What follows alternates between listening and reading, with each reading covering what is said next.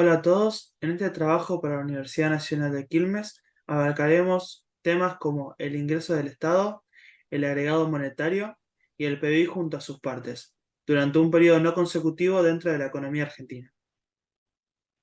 Partiendo desde el primer punto, podemos analizar los ingresos del Estado. El Estado, como toda familia, necesita generar ingresos para poder solventar los gastos en un determinado periodo. Estos ingresos el Estado los obtiene a través de diferentes recursos, tales como las imposiciones tributarias, las recaudaciones por ventas, recursos naturales, las rentas de propiedad, contribuciones corrientes, transferencias de capital, etc. En todos los años que visualizamos en el cuadro reflejado en la pantalla, desde el 2012 al 2020 y años anteriores y años no analizados, el impuesto tributario es el de mayor recaudación y representa el mayor porcentaje de los ingresos que obtiene el Estado para determinado periodo.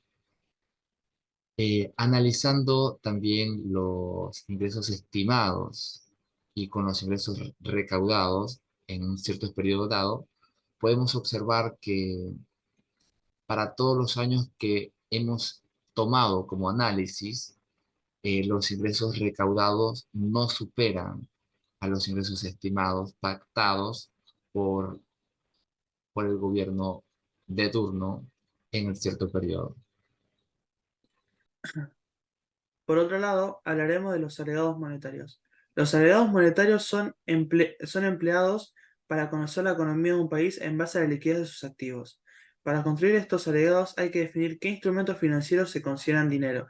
Mediante instrumentos financieros se evalúa su liquidez, es decir, su capacidad de transformarse en efectivo, como a su vez en su confiabilidad en el presente y a futuro. Los bancos centrales tienen distintas medidas de la masa monetaria, las cuales se identifican con la letra M y su respectivo número. Vamos a ver en el cuadro, el M0 es el dinero que circula en la economía y se define la cantidad de billetes y monedas en manos de los ciudadanos, ya que éste se encuentra en las cajas de los bancos y depositados en el Banco Central. Este se comprende también en el M1, ya que es el agregado monetario que comprende en la Argentina al circulante en el poder público más las cuentas corrientes en pesos del sector público y privado no financiero.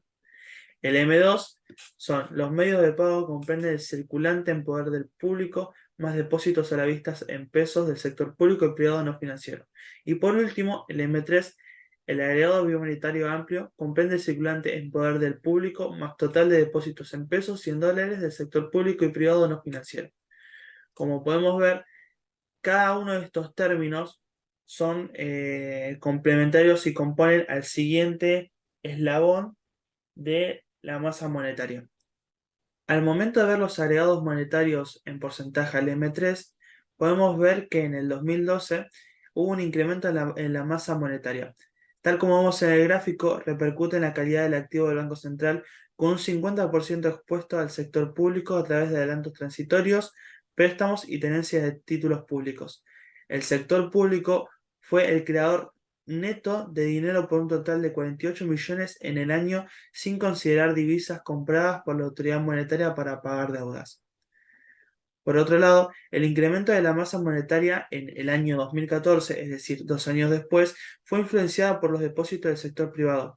El total de depósito en pesos del sector privado logró un incremento de 3.800 millones, es decir, aproximadamente un 1,4%. Más adelante, en el año 2016, a diferencia de los años anteriores, la principal fuente de incremento fue la compra de divisas, causando en contraparte el aumento de pasivos no monetarios, lo que a su vez causó el fortalecimiento del activo del Banco Central mediante el aumento de la liquidez de la moneda extranjera. Ya a finales de 2018, mediante ajustes a las jubilaciones y a planes sociales dirigidos a los sectores de mayor uso en valor efectivo, también se realizaron pagos excepcionales que llegaron a asalariados del sector privado. Esto sumado al adelanto de los aguinaldos generó que los depósitos a la vista del sector privado aumenten inesperadamente. Y ya por último, como podemos ver en el año 2020, vemos un crecimiento de los agregados económicos relacionados al índice inflacionario. El Banco Central tuvo que ayudar aproximadamente con 2 billones ante la situación sanitaria que afrontaba el mundo debido al contexto del COVID-19, siendo el M2 el que sufrió bajas de un 4,5% a causa de este panorama. Finalmente, podemos terminar la exposición haciendo referencia a lo que es el Producto Interno Bruto de la economía argentina. Antes de entrar en detalle, vamos a exponer lo que a breve rasgo la teoría nos define lo que es el PBI.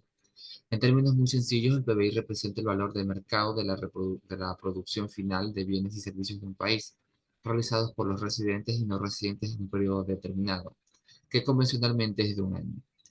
Partamos de la idea que en una economía se produce una infinidad de bienes y servicios distintos, ejemplos alimentos, servicios financieros, servicios educativos, materia prima.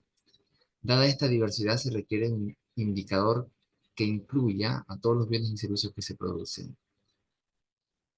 Dentro de lo que es el PBI también se pueden analizar dos situaciones diferentes, el PBI nominal y el PBI real. El PBI nominal hace referencia al valor monetario total de los bienes y servicios que en una economía ha producido en el periodo determinado, en este caso un año, valuados a los precios corrientes, mientras que el PBI real, para el mismo periodo que se considera el nominal, se consideran las cantidades, pero valuadas a los valores correspondientes a un año base. Siguiendo con la exposición, podemos determinar cuáles serían los factores que están agregados dentro de un PBI, tales como el consumo, la inversión, el gasto público, exportaciones netas, que serían las exportaciones menos las importaciones. Bien.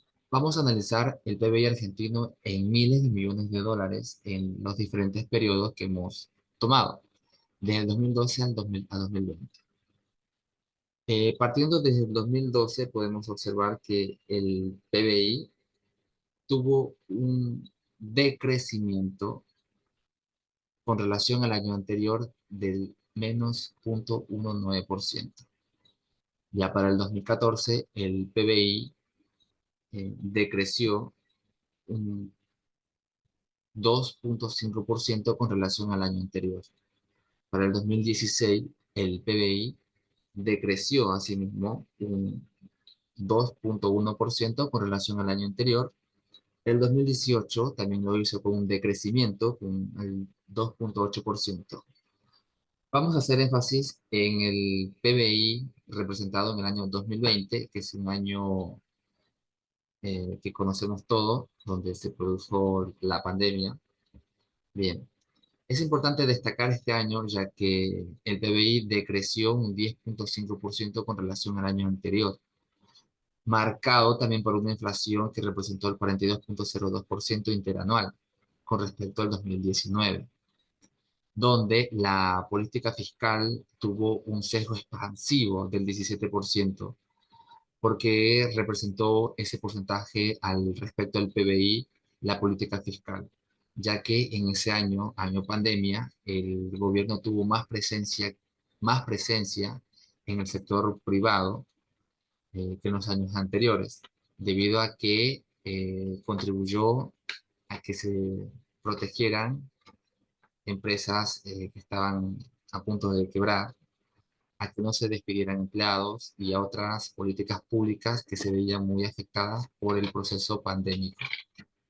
Asimismo, se puede resaltar en ese año que el consumo privado cayó un 13%, la inversión asimismo lo hizo en un 13%, el consumo público cayó también en un 13,1%, las exportaciones cayeron en ese año un 17,7% y las importaciones cayeron un 18,1%.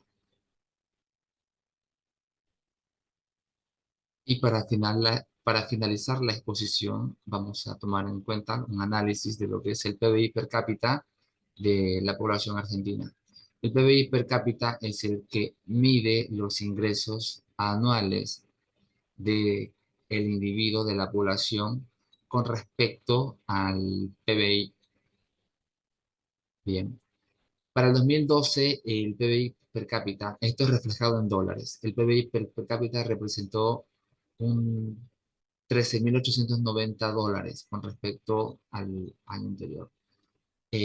Fue descendiendo con 13.209 dólares y para el 2020 el PBI per cápita de la población argentina representó en ingresos en dólares 8.574 dólares. Como se puede ver en este cuadro, también se da a conocer que la inflación tuvo mucho peso y fue un factor importante para el descenso del ingreso per cápita de los argentinos para ciertos periodos. Pero en el año 2020, como mencioné anteriormente, el año pandémico, golpeó bastante a la economía argentina y con ello se vio reflejado en los ingresos de la población. Espero que el video les haya gustado. Esto es todo en cuanto a las exposiciones de los temas tratados. Muchas gracias.